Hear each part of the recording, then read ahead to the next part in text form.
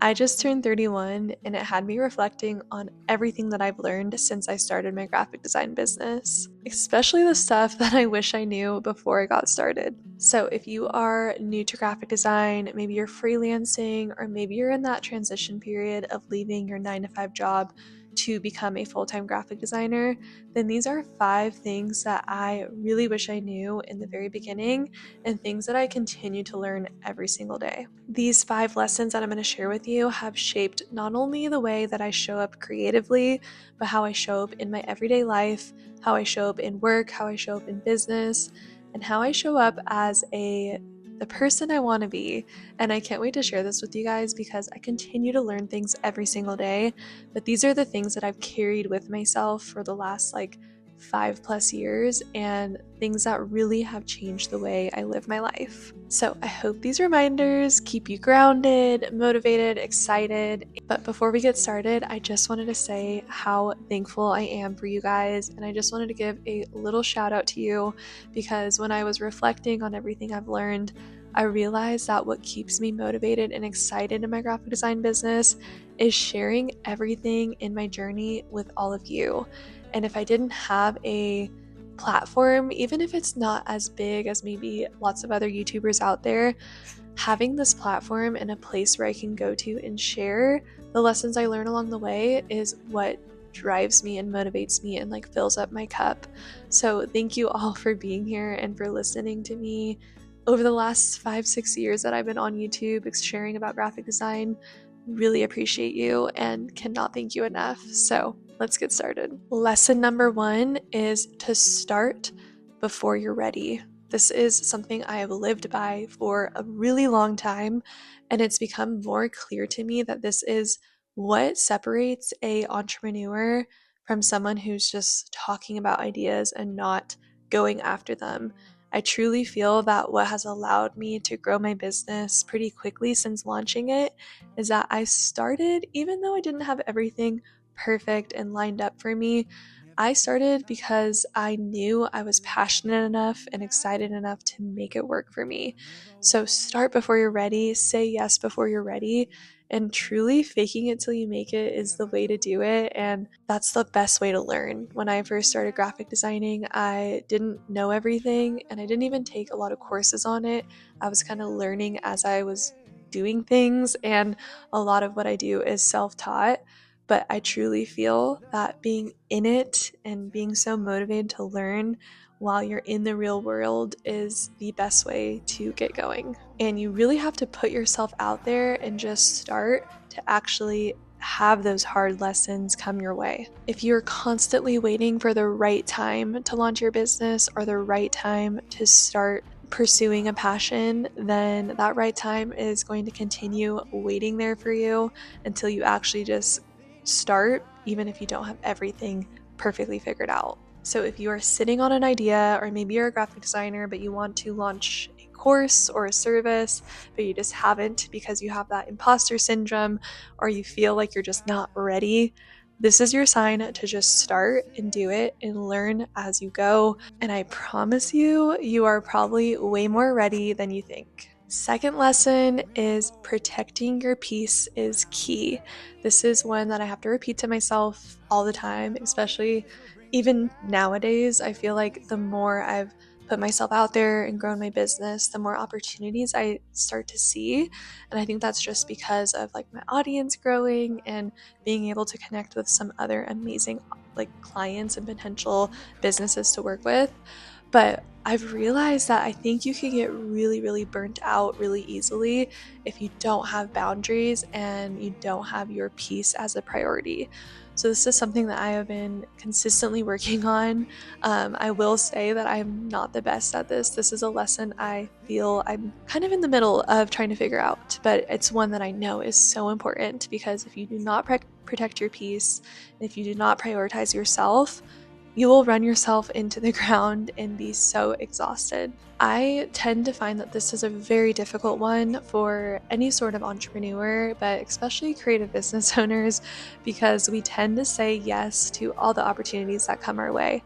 Especially if you are your own boss, you're working for yourself, it's a little bit difficult to pass an opportunity especially in the beginning, because you never know what your like next month is going to look like. So I feel like it's a lot easier to say yes a lot of the time. But when you do get to that point where you feel like you have a steady amount of clients, but you're still getting inquiries and people wanting work from you, or maybe you have repeat clients that are asking you to do something at your like old rates and like what you used to charge, and you keep saying yes because you don't want to burn that bridge, I'm telling you right now, protect your peace, set the boundaries, charge what you're worth, and just make that your priority. I also used to think in my business that being available for my clients 24/7 was what made me a good business owner, but I've realized that you can't do that. We're all human, and it's really hard to show up for everybody and yourself all the time.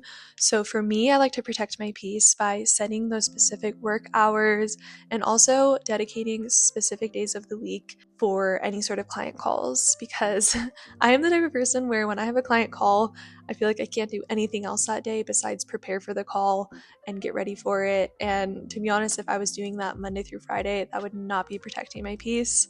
I would feel very overwhelmed throughout the week. So that is why I have set some boundaries for myself by doing that. And also something that's helped me work past this and set those boundaries for myself is realizing that if I am constantly showing up for everybody and I am burning myself out by making myself so available, then I cannot show up creatively. And people are hiring us to be creative. And if I can't even provide the work that they want, then it's not even worth it. So for me, that helps a lot because I'm like, okay, I need to protect my peace, set the boundaries so I can actually provide the work that people are paying for.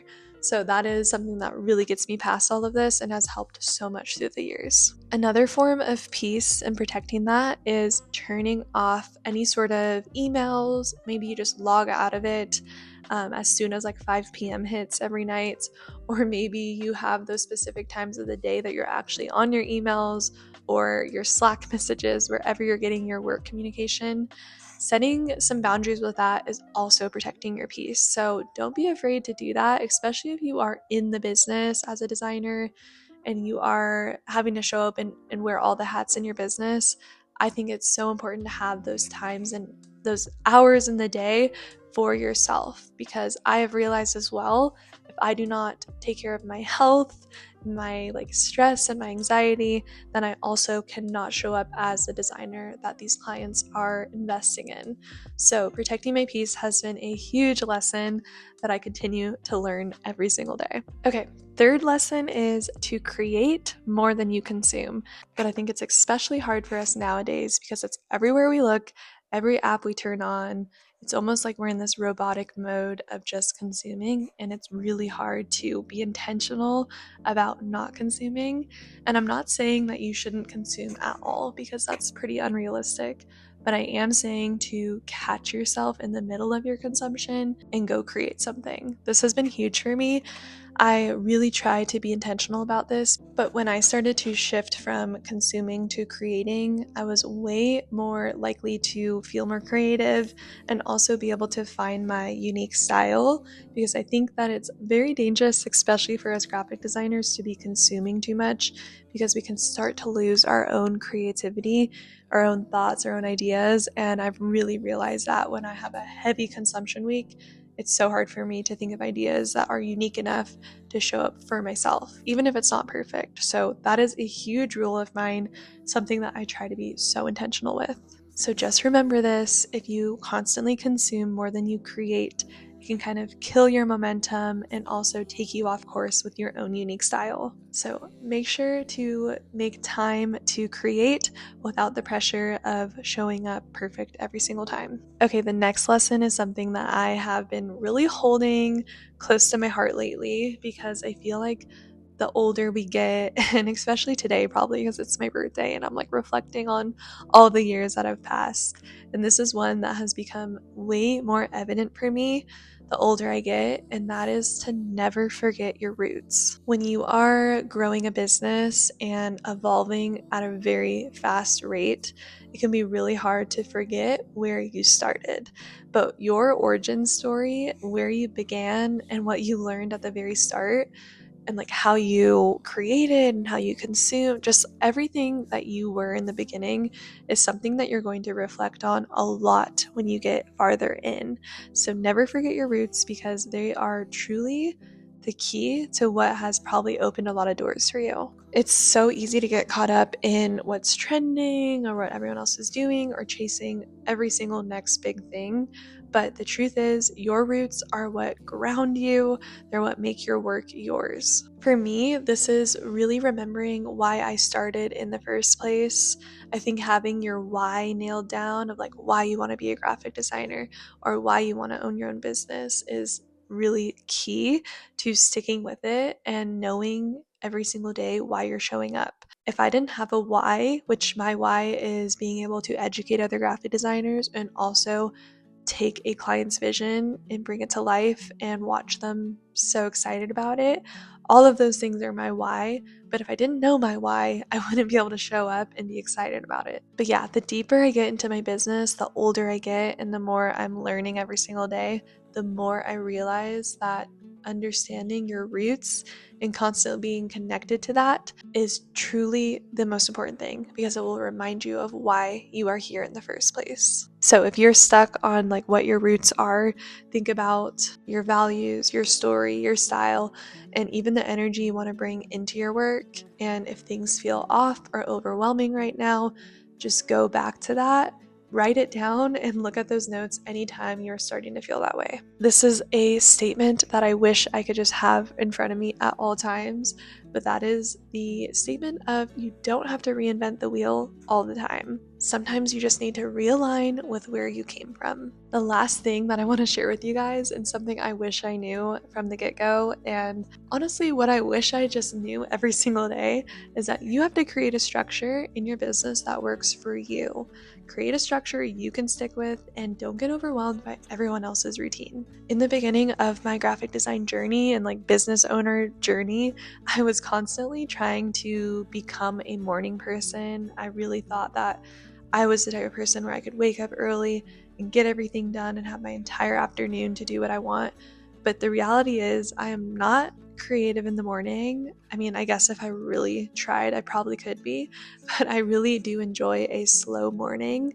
I love to like wake up, get some movement in, make a delicious latte, or go to a coffee shop, or just go on a little longer walk in the morning.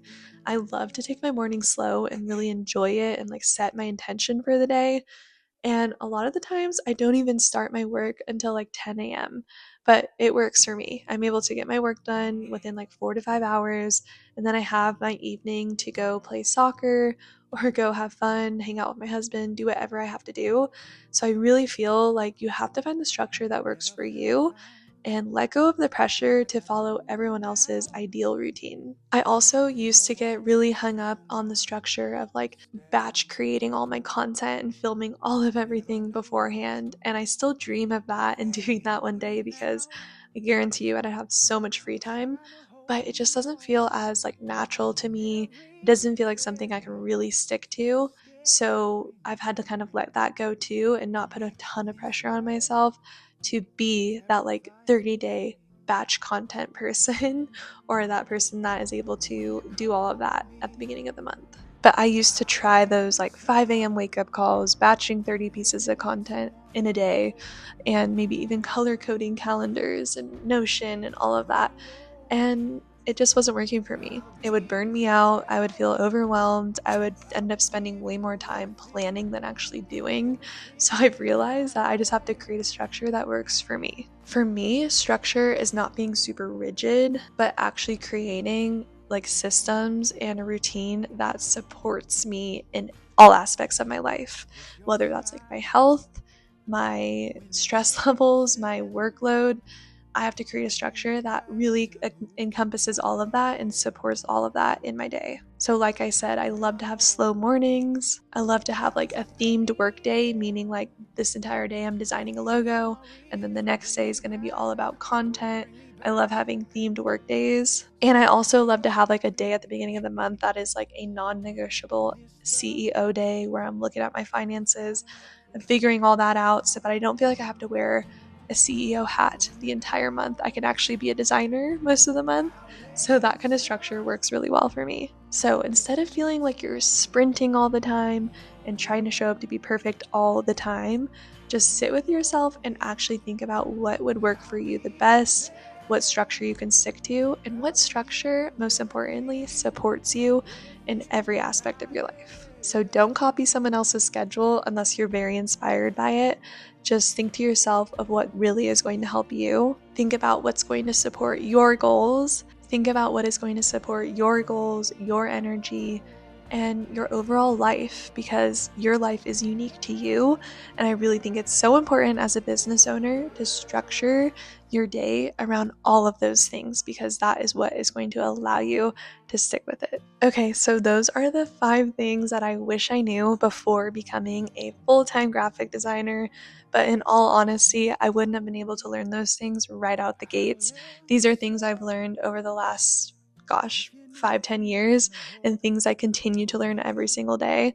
But I had to share that with you guys. If you are looking for a little bit of inspiration or motivation to finally start before you're ready, or maybe to really stick with being a successful graphic designer, then I hope these tips really helped you out. If you're in the thick of it and you're just trying to have a successful business and do what you love and have your dream life and your dream day, I am rooting for you. You are not behind. Just keep creating, keep showing up, create more than you consume, and don't get too distracted by everyone else's story. Remind yourself of yours, and I promise you, you're gonna go so far. So if you guys enjoyed this video, if it resonated with you, if you learned something new, I would love it and appreciate it so much if you gave the video a thumbs up. But more importantly, it would mean the world to me if you subscribe to my channel. That would actually be the best birthday gift, because I'm trying to get to 40K and we're almost there, you guys. But that would mean the world to me. But also, if you're on a similar journey or you're a graphic designer, I would love to connect with you more. Just comment down below where you're at in your journey. And I hope you guys enjoyed this video, but I will see you in my next one.